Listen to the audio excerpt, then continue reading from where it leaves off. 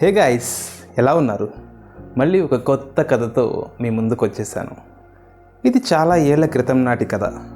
ఒక ఊరిలో ఒక దట్టమైన అడవిలో శాపానికి గురైన ఒక నిధి ఉండేది.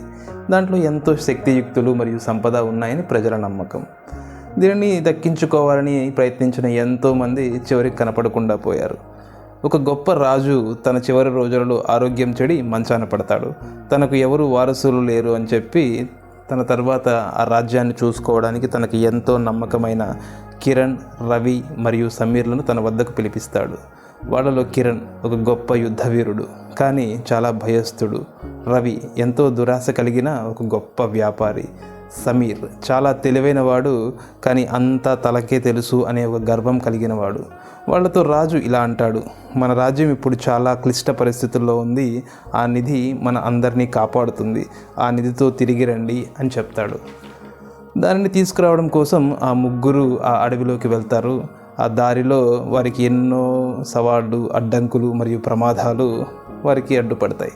అవన్నీ దాటి ఆ అడవిలోని మధ్య భాగంలో ఉన్నటువంటి ఆ నిధిని చేరుకుంటారు.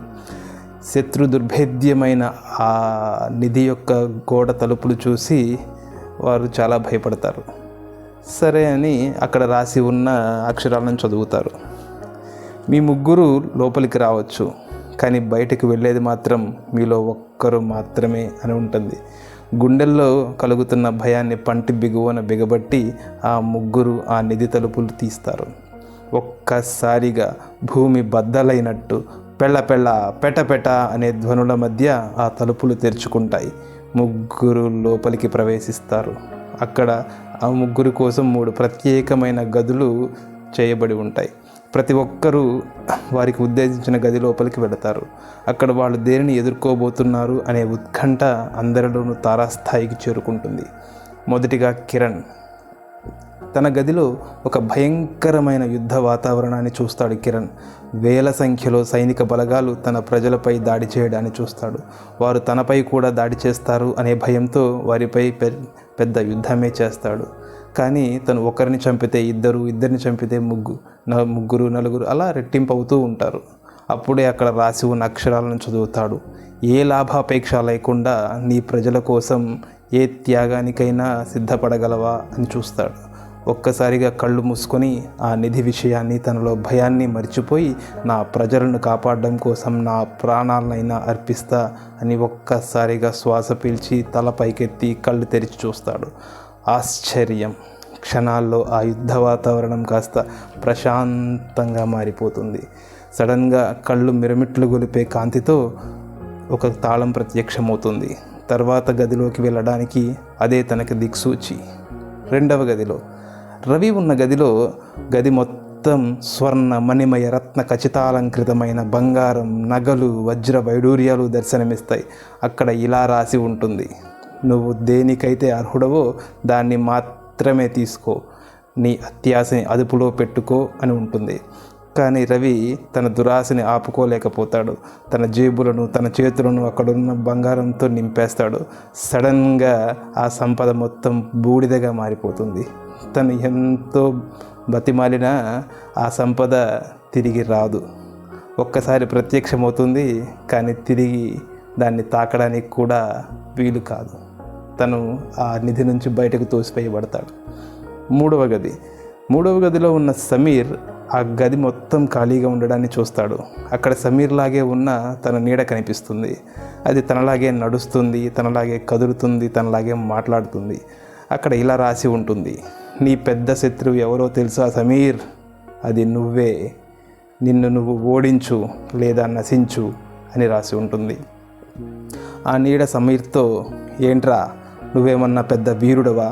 నువ్వు వస్తే ఈ నిధి నీకు వంగి సలాం కొట్టాలా? నీకు మించిన జ్ఞానులు ఈ భూమి మీద ఎవరూ లేరనుకుంటున్నావా? నువ్వు ఒక పెద్ద మోసగాడివి అంటూ అతని రెచ్చగొడు. కోపానికి లోనైన సమీర్ ఆ నీడపై దాడి చేస్తాడు. కానీ అతడు కొట్టే కొద్దీ ఆ నీడ ఇంకా సైజ్ పెరుగుతూ ఉంటుంది. ఆ నీడ ఇంకా నవ్వుతూ, అరుస్తూ సమీర్ని రెచ్చగొడుతుంది. దీనితో తను వచ్చిన పనిని మర్చిపోయి, తనను తాను మర్చిపోయి ఇంకా ఆ నీడపై దాడి చేస్తాడు. ఆ నీడ ఒక్కసారిగా పెద్దగా మారి తనను మింగేస్తుంది. ఫైనల్గా కిరణ్ ఒక్కడే ఆ తాళం చెవితో ఆ నిధి ఉన్న చివరి గదిలోకి చేరుకుంటాడు.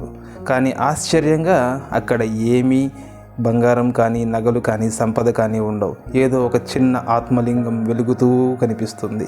అక్కడ చిన్నగా ఒక గొంతు వినిపిస్తుంది. నీకు కావలసిన నిధి బంగారం వజ్రాలు కాదు, నిన్ను నడిపించే నీ తెలివి, నీ ధైర్య సాహసాలు మరియు నీ నిస్వార్థం. ఈ ఆత్మలింగాన్ని తీసుకొని పో, మీ రాజ్యం సుభిక్షంగా ఉండే మార్గం అదే చూపిస్తుంది అని ఆ వాయిస్ చెబుతుంది. కిరణ్ సరే అని ఆ ఆత్మలింగాన్ని తీసుకుని ముందుకు బయలుదేరుతాడు. వెనుక ఉన్న నిధి తలుపులు తెరుచుకుంటాయి. వెంటనే బయటకు వచ్చి అక్కడే ఉన్న రవిని తీసుకుని రాజ్యానికి వెళ్ళిపోతాడు. స్టోరీ ఇక్కడితో అయిపోతుంది. కానీ as I say always, story starts here. మనం ఎప్పుడైనా ఒక పని మొదలు పెడుతుంటే మనకు 2 భావాలు కలుగుతాయి. ఒకటి, దీనివల్ల నాకేం నష్టం జరగదు కదా అనే ఒక భయం, లేదా దీని నుంచి నాకేమన్నా ప్రయోజనం కలుగుతుందా అనే ఒక ఆశ. ఈ 2 ఫీలింగ్స్ని మనం కంట్రోల్ చేసుకోగలిగితే we can go to any heights.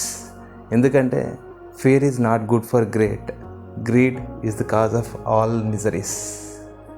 మీకు ఎప్పుడైనా అహంకారం తలకెక్కితే ఒక్కసారి శ్మశానంకి వెళ్ళి అక్కడున్న సమాధుల్ని చూడండి. మనకంటే గొప్ప గొప్ప వాళ్ళే మట్టిలో కలిసిపోయారు అక్కడ. మనమెంత. Thank you guys. That's all for the day.